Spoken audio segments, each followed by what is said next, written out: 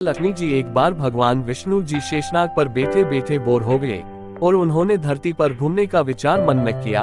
वैसे भी कई साल बीत गए थे धरती पर आए और वह अपनी यात्रा की तैयारी में लग गए। स्वामी को तैयार होता देखकर लक्ष्मी माँ ने पूछा, आज सुबह सुबह कहाँ जाने की तैयारी हो रही है? विष्णु जी ने कहा, है लक्ष्मी, मैं धरती लोक पर घूमने जा रहा हूँ। तो कुछ सोचकर लक्ष्मी माँ ने कहा, हे देव, क्या मैं भी आपके साथ चल सकती हूँ? भगवान विष्णु ने 2 पल सोचा, फिर कहा, एक शर्त पर, तुम मेरे साथ चल सकती हो। तुम धरती पर पहुंचकर उत्तर दिशा की ओर बिल्कुल मत देखना। इसके साथ ही माता लक्ष्मी ने हाँ कह के अपनी मनवा ली। और सुबह सुबह माँ लक्ष्मी और भगवान विष्णु धरती पर पहुंच गए। अभी सूर्य देवता निकल रहे थे। रात बरसात होकर हटी थी। चारों ओर हरियाली ही हरियाली थी। उस समय चारों ओर बहुत शांति थी और धरती बहुत ही सुंदर दिख रही थी। और माँ लक्ष्मी मंत्रमुग्ध होकर धरती को देख रही थी और भूल गई कि पति को क्या वचन देकर आए हैं। और चारों ओर देखती हुई कब उत्तर दिशा की ओर देखने लगी पता ही नहीं चला। उत्तर दिशा में माँ लक्ष्मी को एक बहुत ही सुंदर बगीचा नजर आया और उस तरफ से भीनी भीनी खुशबू आ रही थी और बहुत ही सुंदर सुंदर फूल खिले थे। यह एक फूलों का खेत था और माँ लक्ष्मी बिना सोचे समझे उस खेत में गई और एक सुंदर सा फूल तोड़ लाए। लेकिन ये क्या, जब माँ लक्ष्मी भगवान विष्णु के पास वापस आए तो भगवान विष्णु की आंखों में आंसू थे और भगवान विष्णु ने माँ लक्ष्मी को कहा कि कभी भी किसी से बिना पूछे उसका कुछ भी नहीं लेना चाहिए और साथ ही अपना वचन भी याद दिलाया। माँ लक्ष्मी को अपनी भूल का पता चला तो उन्होंने भगवान विष्णु से इस भूल की माफी मांगी। तो भगवान विष्णु ने कहा कि जो तुमने जो भूल की है उसकी सजा तो तुम्हें जरूर मिलेगी। जिस माली के खेत से तुमने बिना पूछे फूल तोड़ा है, यह एक प्रकार की चोरी है। इसलिए अब तुम 3 साल तक माली के घर नौकर बनकर रहो।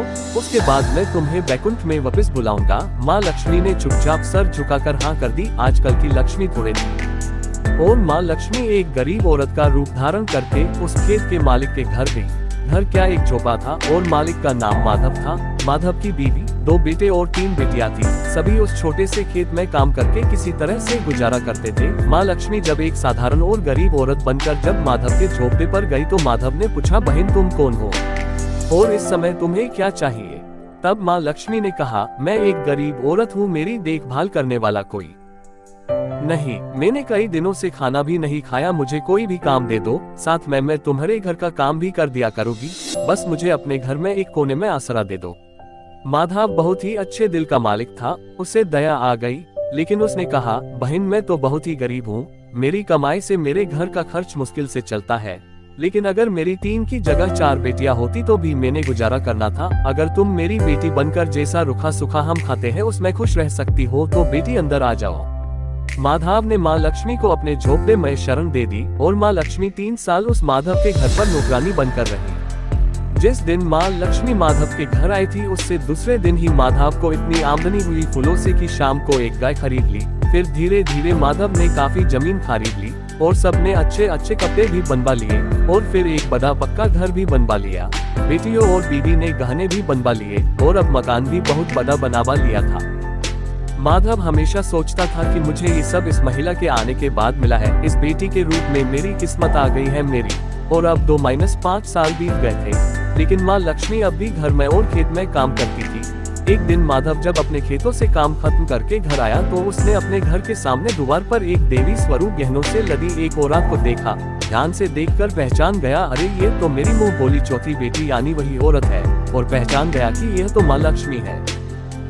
अब तक माधव का पूरा परिवार बाहर आ गया था और सब हैरान होकर माँ लक्ष्मी को देख रहे थे। माधव बोला, है माँ हमें माफ कर, हमने तेरे से अनजाने में ही घर और खेत में काम करवाया है। माँ ये कैसा अपराध हो गया है, माँ हम सबको माफ कर दे। माँ लक्ष्मी मुस्कुराए और बोली, है माधव तुम बहुत ही अच्छे और दयालु व्यक्ति हो। तुमने मुझे अपनी बेटी की तरह से रखा, अपने परिवार के सदस्य की तरह से।